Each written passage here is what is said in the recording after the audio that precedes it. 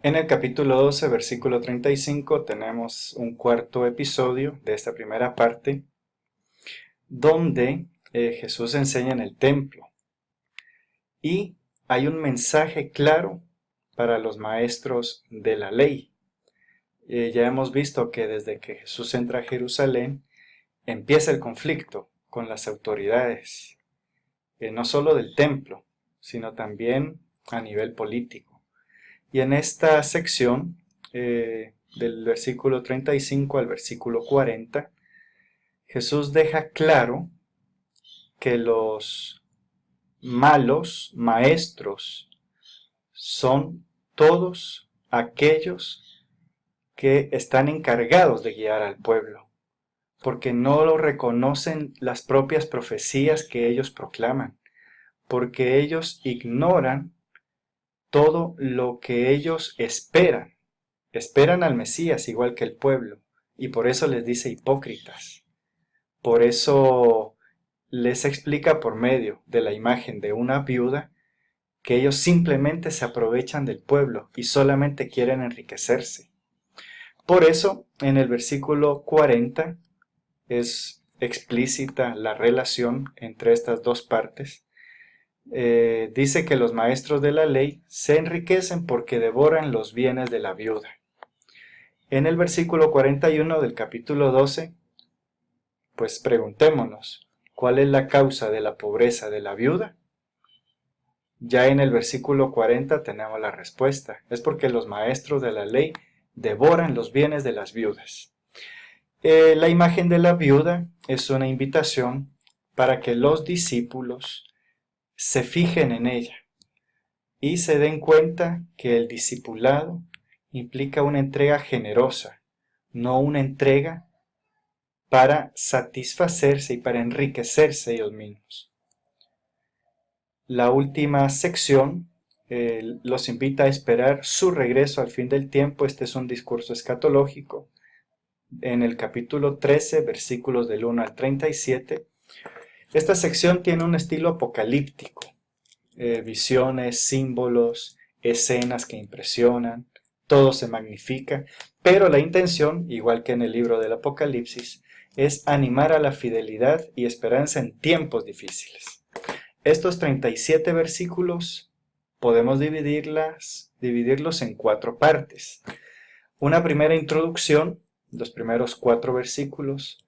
Jesús responde acerca de las señales del versículo 4 al 23 y del tiempo, versículo 24 al 27, y una pequeña conclusión con unas sentencias que ilustran esas respuestas de Jesús, versículos 28 al 37.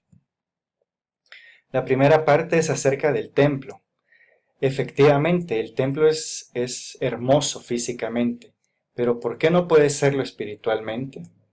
Esa es la imagen con que Jesús inicia el capítulo 13 al hablar de la destrucción del templo, porque puede ser bello, puede ser extraordinariamente bien construido, con material noble, pero la intención no es que sea el templo adornado o engalanado, sino que sirva para el propósito también espiritual de ayudar a la gente en su camino, en su vida.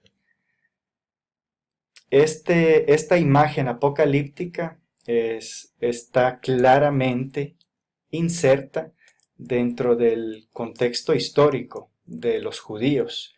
Recordemos que en el año 70 fue la destrucción del templo de Jerusalén, el segundo templo, y por ello hubo una persecución, algunos autores dicen que selectiva, de algunos dirigentes judíos, o de una forma de ser judío. Por lo tanto, habla de guerra, de conflictos, de arrestos, de división. En el versículo 12 tenemos: el hermano entregará la muerte al hermano. Y hay una imagen, el dolor de parto. Pero, tal y como podemos entenderlo nosotros, lectores modernos, el dolor de parto no se queda simplemente con el sufrimiento, sino que el dolor de parto da paso a una nueva vida. Por eso esta imagen la utiliza Jesús en esta escena escatológica con el recurso literario apocalíptico. Después del dolor vendrá la alegría, y esa alegría sustituirá la persecución, el temor, etc. Y por último, en el versículo 23, el discípulo debe estar alerta. Tenemos en el capítulo 13, versículo 24, la invitación a trabajar por un mundo mejor, porque llegará el día de la plenitud de la vida. En el versículo 28 tenemos nuevamente una imagen de la higuera.